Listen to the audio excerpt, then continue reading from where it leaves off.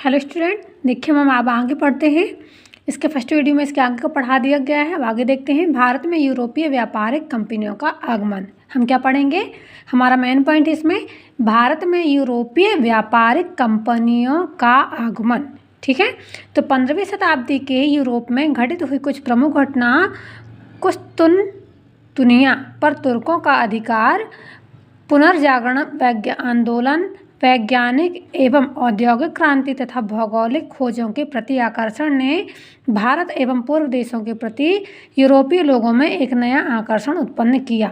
हमें ये बता रहा है, ये जो पॉइंट है कि भारत में यूरोपीय व्यापारिक कंपनियों का आगमन क्यों हुआ और कैसे हुआ, है ना। तो जो 15वीं शताब्दी थी उसमें यूरोप में कुछ घटनाएं घटित हुई थी।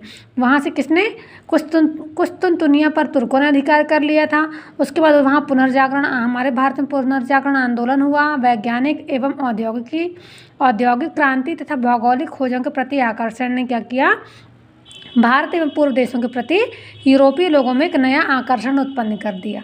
ठीक है, यूरोप में हुई व्यापारिक एवं औद्योगिक क्रांति ने वहाँ के व्यापारियों को नया बाजार तलाशने के लिए विवश कर दिया। यूरोप में हुई व्यापारिक और क्या औद्योगिक क्रांति में, यूरोप में व्यापारिक और औद्योगिक क्रांतियाँ हुई तो वहाँ के लोगों को क्या हुआ, वहाँ के लोगों को एक नए बाजार तलाशने में विवश होने पड़ा और अपने व्यापार को बढ़ाने के लिए उन्होंने एक नए बाजार को तलाशने की कोशिश करना शुरू कर दिया।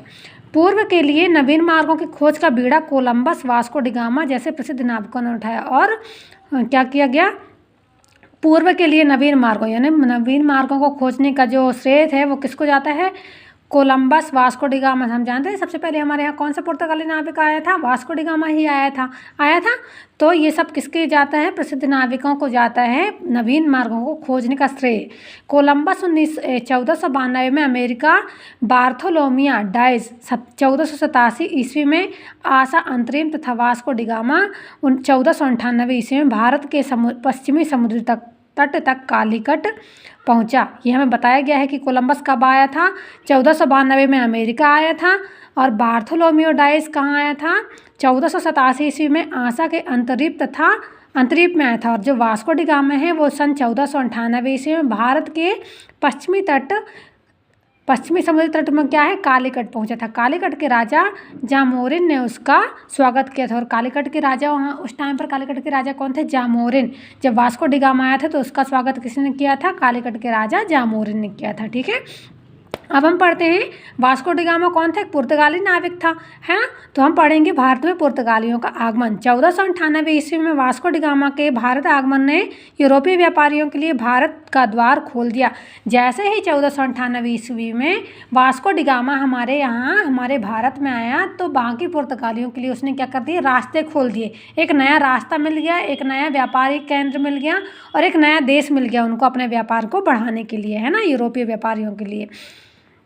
यूरोपीय व्यापारियों का भारत के राजा महाराजाओं ने भिन्न भिन्न कारणों से स्वागत किया। और यूरोपीय व्यापारियों का जो भारत के राजा थे, हमारे भारत के जो पहले जो राजा महाराजा थे, उन्होंने यूरोपीय व्यापारियों का विभिन्न कारणों के कारण उनका स्वागत किया। क्यों किया, क्योंकि वो बहुत अच्छे सामान ले जाने लाने वाले थे, बहुत ज़्यादा बड़े व्यापारी थे। तो इन कारणों के कारण क्या हुआ, हमारे जो भारत के राजा थे उन्होंने उनका स्वागत किया।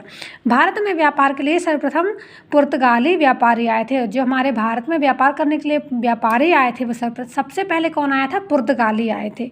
वास्को डिगामा के भारत आगमन देशों के मध्य व्यापार के क्षेत्र में एक नए युग का आरंभ हुआ। और वास्को डिगामा जैसे ही भारत में आया तो हमारे इन दोनों देशों किसके यूरोप और भारत के बीच में एक नए युग का, व्यापार के क्षेत्र के एक नए युग का आरंभ हुआ।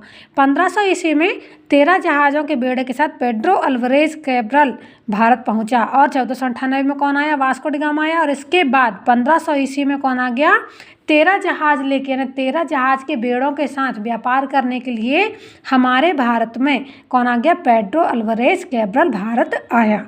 पुर्तगाली व्यापारियों ने भारत में कालीकट, गोवा, दमन द्वीप एवं हुगली के बंदरगाह पर व्यापारिक कोठियाँ स्थापित कर ली। और ये जो व्यापारी आए थे वो कहाँ कहाँ रुक गए, भारत के कुछ कालीकट में रुक गए, कुछ गोवा में, कुछ दमन में, कुछ द्वीप में और कुछ हुगली के बंदरगाह में अपनी व्यापारिक कोठियाँ स्थापित कर ली। ठीक है, काली मिर्च और मसालों के व्यापार पर अपना एक अधिकार स्थापित करने के लिए उन्होंने 1503 ईस्वी में कोचीन में पहले दुर्ग की स्थापना की। और क्या हुआ, काली मिर्च और मसालों के व्यापार करने के लिए उन्होंने क्या किया, काली मिर्च और मसालों का व्यापार करने के लिए सन 1503 ईस्वी में कोचीन में पहले दुर्ग यानी पहले किले की स्थापना कर ली।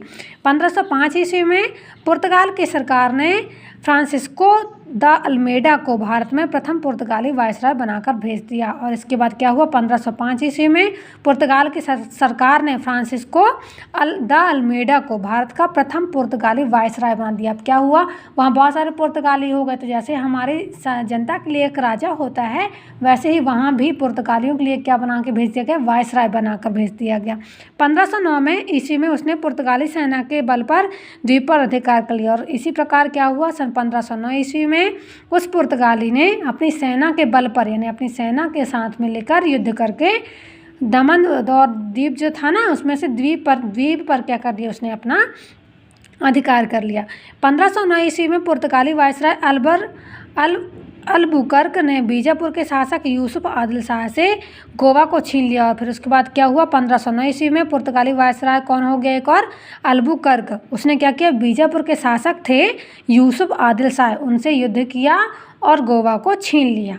धीरे धीरे पुर्तगालियों ने दमन, सालसेट, बेसिन, मुंबई, हुगली तथा सेंट टॉम पर भी अपना अधिकार कर लिया। और ये जो व्यापारी आए थे, इन व्यापारियों ने व्यापार के साथ साथ क्या कर दिया, हमारे भारत के बहुत सारे बंदरगाह, बहुत सारे दुर्गों पर अपना अधिकार कर लिया। कुछ युद्ध करके कर लिया, तो कुछ छीन कर लिया, तो कुछ झूठ बोलकर या फरेब करके हमारे इन बंदरगाहों को अपने अधिकार में ले लिया। इस प्रकार 1515 ईस्वी तक पुर्तगाली व्यापारी भारत के साथ न केवल व्यापार पर एकाधिकार प्राप्त कर चुके थे, वरन उन्होंने समुद्री तटीय क्षेत्रों पर अधिकार करने की प्रशासन करना भी आरंभ कर दिए थे। इसके साथ क्या हुआ, ये जो पुर्तगाली व्यापारी थे, हमारे भारत के साथ व्यापार करने के साथ साथ क्या करने लगे थे, हमारे ही जो बंदरगाह थे उन पर अपना अधिकार करना प्रारंभ कर दिया था। तो ठीक है, हमारा यहाँ क्या खत्म होता है, इसमें भारत में पुर्तगालियों का आगमन। अब इसके आगे वीडियो में पढ़ेंगे हम भारत में डचों का आगमन। धन्यवाद, यहाँ तक आप पढ़िए और इसको समझिए।